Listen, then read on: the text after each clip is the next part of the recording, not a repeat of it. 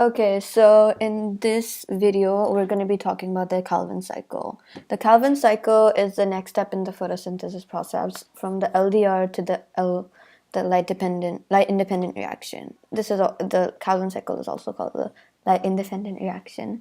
So from the last lesson, we learned that the LDR reaction, the light dependent reaction, produces ATP and NADPH.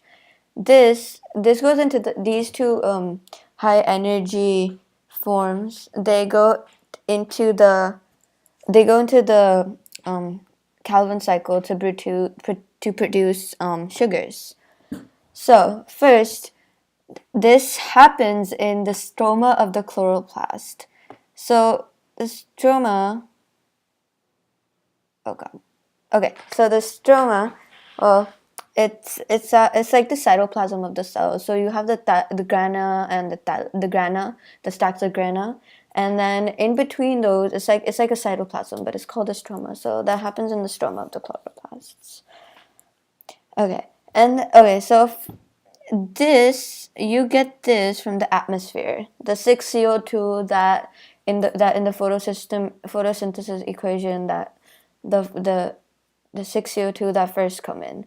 They come into the Calvin cycle along with this 6,5-carbon sugar that comes in after every cycle. We'll see how it gets formed up to here. So it comes into here, and then it forms the 12 3-carbon chain.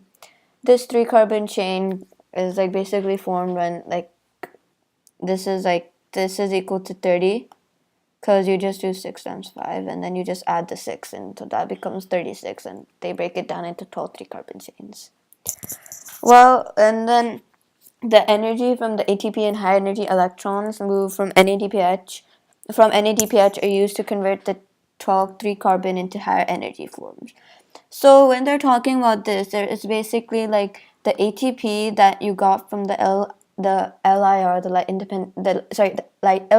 light dependent reaction. Their energy is used to turn carbon into a higher energy carbon. Like, it's like, yay, it's happy, it's like really high energy. It's like the electrons, basically. They're high energy and stuff.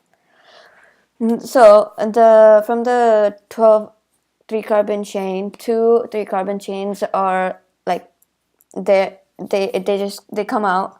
They're removed to form a 6-carbon sugar and other amino acids, lipids, and other compounds.